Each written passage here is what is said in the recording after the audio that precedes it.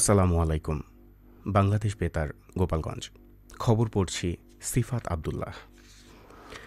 ফরিদপুর জেলা প্রশাসক মোহাম্মদ কামরুল হাসান মোল্লা বলেছেন, উন্নয়নের মূলধারার ক্ষেত্রে প্রতিবন্ধী ব্যক্তির দক্ষতাকে সবার আগে বিবেচনা করতে হবে।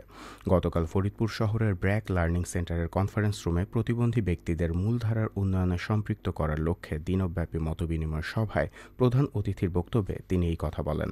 জেলা প্রশাসক বলেন, সরকারি ও বেসরকারি প্রতিষ্ঠানে প্রতিবন্ধীদের অধিকার দিতে পারলে সামাজিক অধিকার মূলধারায় এগিয়ে যেতে পারে। তিনি বলেন, শুধুমাত্র বিশেষায়িত প্রতিষ্ঠানের সেবা দিয়ে দেশের সকল প্রতিবন্ধী ব্যক্তির উন্নয়ন নিশ্চিত করা সম্ভব নয়। তাই মূলধারার সরকারি বেসরকারি উন্নয়ন কার্যক্রমে তাদের অন্তর্ভুক্তি নিশ্চিত করতে হবে। জেলা প্রশাসক মোহাম্মদ কামরুল হাসান মোল্লা বলেন, প্রতিবন্ধী ব্যক্তির অধিকার ও সুরক্ষা আইন বাস্তবায়নের উপর জোর দিতে হবে। প্রতিবন্ধী আইন যথাযথ ব্যবস্থা নিয়ে উন্নয়নের মূলধারায় গড়ে তুলতে সংশ্লিষ্ট সকলের প্রতি আহ্বান জানান জেলা প্রশাসক মোহাম্মদ কামরুল হাসান মোল্লা। ব্র্যাকের জেলা সমন্বয়ক মোহাম্মদ আসাদুল্লাহের সভাপতিত্বে civil surgeon doctor Mohammad Mahmudul Hasan, জেলা সমাজসেবা অধিদপ্তরের উপপরিচালক ASM আলী আহসান, যুব উন্নয়ন অধিদপ্তরের উপপরিচালক ASM মইনুল আহসান, জেলা মহিলা বিষয়ক কর্মকর্তা মাসুদা হোসাইন, জেলা শিক্ষা কর্মকর্তা বিষ্ণুপদ ঘোষাল, অতিরিক্ত পুলিশ সুপার আজমির হোসেন সহ বেসরকারি উন্নয়ন সংস্থা ও প্রতিবন্ধী ব্যক্তিদের স্ব-সংগঠনের প্রায় অর্ধশতাধিক প্রতিনিধিগণ এ সময় উপস্থিত ছিলেন। মাদারীপুরে police super Mohammad Saifuzzaman BPM বদলিজনিত কারণে বিদায় নিয়েছেন অশ্রুসিক্ত পরিবেশে। সর্বস্তরের মানুষ তাকে বিদায় জানাতে ছুটে আসেন জেলা পুলিশ লাইন্সে। মাত্র 7 মাসে মাদারীপুরে আইন শৃঙ্খলার চেহারা বদলে দেন তিনি। প্রতিটি থানায় অপরাধ সভা করে অপরাধ নিয়ন্ত্রণে আনেন শূন্যের কোটায়। এছাড়াও বিট পুলিশিং কার্যকর করে জনগণের দোরগোড়ায় পৌঁছে দেন পুলিশের সেবা। দালালমুক্ত করেন সব থানা, স্থাপনাগুলোতেও আনেন দৃষ্টিনন্দন পরিবেশ। পুলিশ লাইন্স হাসপাতাল, কার্যালয় ও স্কুলে তৈরি করেন সৌন্দর্যের ছাপ এবং দুঃখী ও নির্যাতিতদের পাশে দাঁড়িয়ে হয়ে ওঠেন মানবিক একটি মুখ। শরীয়তপুরের নড়িয়ায় পদ্মা নদী থেকে বালু উত্তোলন বন্ধের দাবিতে মানববন্ধন কর্মসূচি অনুষ্ঠিত হয়েছে। গতকাল উপজেলা পরিষদের সামনে মানববন্ধন কর্মসূচিতে নড়িয়ার পদ্মা তীরবর্তী বিভিন্ন গ্রামের হাজারো মানুষ অংশ নেন। মানববন্ধনে বক্তারা অপরিকল্পিত ও অবৈধভাবে বালু উত্তোলনের কারণে নড়িয়ার পদ্মা নদী তীর রক্ষা বাঁধ ও তীরবর্তী বাড়িঘর ও ফসলি জমি ভাঙনের হুমকিতে পড়েছে এমন দাবি জানান। বিভিন্ন অসঙ্গতি, অনিয়ম ও দুর্নীতির তথ্যের ভিত্তিতে শরীয়তপুর সদর সাব রেজিস্ট্রার কার্যালয়ে অভিযান চালিয়েছে দুদক। গতকাল মাদারীপুরের সমন্বিত কার্যালয়ের সহকারী পরিচালক আখতারুজ্জামানের নেতৃত্বে এই অভিযান পরিচালনা করা হয়। এ সময় নির্ধারিত ফির চেয়ে অতিরিক্ত ফি আদায়, নকল প্রদানের ক্ষেত্রে 2 থেকে 3 গুণ অতিরিক্ত ফি আদায়, দলিল টেম্পারিং এবং জমির শ্রেণী পরিবর্তন করে প্রায় ৩৯ লক্ষ টাকা সরকারকে রাজস্ব কম দেওয়ার তথ্য প্রমাণ পাওয়া যায়।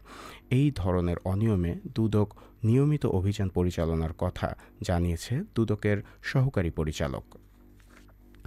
মাদারীপুরের কালকিনির এনায়েতনগর গ্রামে জমিতে কোদালের আঘাতে ককটেল বিস্ফোরণে গতকাল গুরুতর আহত হয়েছেন মোহাম্মদ মোশাররফ হোসেন কাজী নামের এক কৃষক। প্রত্যক্ষদর্শীরা জানান, সকালে জমিতে কাজ করতে গেলে মাটির নিচে পুঁতে রাখা ককটেলের বিস্ফোরণ ঘটে। একাধিক বিস্ফোরণে তার মুখমণ্ডল ও শরীরের বিভিন্ন অংশ ক্ষতবিক্ষত হয়। পরে তাকে উদ্ধার করে কালকিনি উপজেলা স্বাস্থ্য কমপ্লেক্সে নিয়ে যাওয়ার পর অবস্থার অবনতি হলে তাকে ঢাকা মেডিকেল কলেজ হাসপাতালে পাঠানো হয়। অতিরিক্ত পুলিশ সুপার জানান, ঘটনার তদন্তে একাধিক পুলিশ টিম কাজ করছে। কে বা কারা ককটেল পুঁতে রেখেছিল তা বের করতে অভিযান চলছে। দোষীদের খুঁজে বের করে কঠোর আইনগত ব্যবস্থা নেওয়া হবে। নড়াইলে হামিদা বেগম নামে এক নারীকে হত্যার দায়ে স্বামী ইব্রাহিম মোল্লাকে গতকাল যাবজ্জীবন কারাদণ্ড ও 20,000 টাকা জরিমানা অনাদায়ে 3 মাসের কারাদণ্ড আদেশ প্রদান করেছে অতিরিক্ত জেলা ও দায়রা জজ দ্বিতীয় আদালতের বিচারক শাহিনুর রহমান। অতিরিক্ত জেলা ও দায়রা জজ দ্বিতীয় আদালতের পাবলিক প্রসিকিউটর জানান, 23 বছর আগে নড়াইল সদর উপজেলার চাঁদপুর গ্রামের হামিদা বেগমের সঙ্গে মাগুরা জেলার ইব্রাহিম মোল্লার বিবাহ হয়। এর মধ্যে ইব্রাহিম মোল্লা লোহাগড়া উপজেলার ইতনা গ্রামে কুলসুম নামে এক নারীকে বিয়ে করেন। 2009 সালের 8 জুলাই দুপুরে বাড়ির পাশে গরু বাঁধতে গেলে স্বামী ইব্রাহিম মোল্লা হামিদা বেগমকে হত্যার পর গুম করেন। পরে 10 জুলাই সকালে ইব্রাহিমের ছোট বউ কুলসুম বেগম বাড়ির পাশে কাজলা নদীতে দেশীয় অস্ত্রবিদ্ধ অবস্থায় হামিদার মরদেহ দেখতে পায়। এরপর নিহতের ভাই রেজাউল নড়াইল সদর থানায় বাদী হয়ে ইব্রাহিম সহ 6 জনের নামে মামলা দায়ের করেন। শরীয়তপুরের ডামুড্যা উপজেলায় প্রসাধনী বিক্রিতে অনিয়ম পাওয়ায় ৩০,০০০ টাকা জরিমানা করেছে জাতীয় জেলা ভোক্তা অধিকার সংরক্ষণ অধিদপ্তর। গতকাল জেলা কার্যালয়ের সহকারী পরিচালক জান্নাতুল ফেরদৌসের নেতৃত্বে এই অভিযান চালানো হয়। এই সময় পণ্য বিক্রয়ে ক্রেতাদের সাথে প্রতারণা করায় প্রসাধনী প্রতিষ্ঠানের স্বত্বাধিকারী বিপুল শিকদারকে ভোক্তা অধিকার সংরক্ষণ আইন ২০০৯ এর ৪৫ ধারা মোতাবেক এই জরিমানা করা হয়। একই সাথে এই ধরনের প্রতারণা থেকে বিরত থাকাকে শর্ত করা হয়। এবারে কৃষি সংবাদ।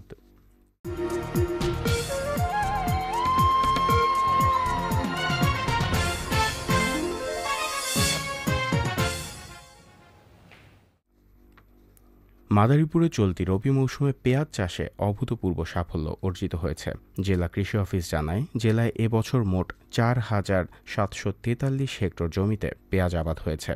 এর মধ্যে ৪,১১৩ হেক্টর জমির পেঁয়াজ কর্তন সম্পন্ন হয়েছে, যা মোট আবাদের ৮৬.৫%, যার হেক্টর প্রতি গড় উৎপাদন হয়েছে ১২.৯৮ মেট্রিক টন এবং মোট উৎপাদন হয়েছে ৫৩,৩৯৩ মেট্রিক টন। এছাড়াও ৪,০৫০ হেক্টর জমিতে কন্দ পেঁয়াজ আবাদ ও শতভাগ কর্তন শেষ হয়েছে, যার হেক্টর প্রতি উৎপাদন হয়েছে ১৩ মেট্রিক টন। ফলে কন্দ পেঁয়াজ থেকেই মোট উৎপাদন হয়েছে ৫২,৬৫০ মেট্রিক টন এবং হালি পেঁয়াজ চাষ হয়েছে ৬৬৩ হেক্টর জমিতে, কর্তন হয়েছে ৬৩ হেক্টরে। কর্তনের হার ১০% হলেও হেক্টর প্রতি উৎপাদন ১১.৮ মেট্রিক টন এবং হালি পেঁয়াজের মোট উৎপাদন হয়েছে ৭৪৩ মেট্রিক টন। সবশেষে আবহাওয়া।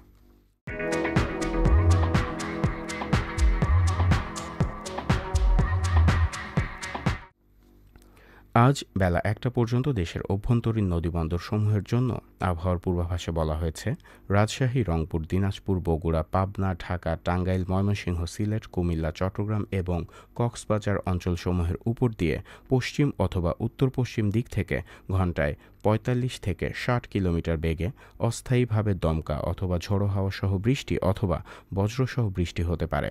এসব এলাকার নদীবন্দরসমূহকে ১ নম্বর সতর্ক সংকেত দেখাতে বলা হয়েছে। খবর শেষ হলো। আমাদের পরবর্তী খবর প্রচারিত হবে আগামীকাল সকাল ৮টা বেজে ৩০ মিনিটে বাংলায়।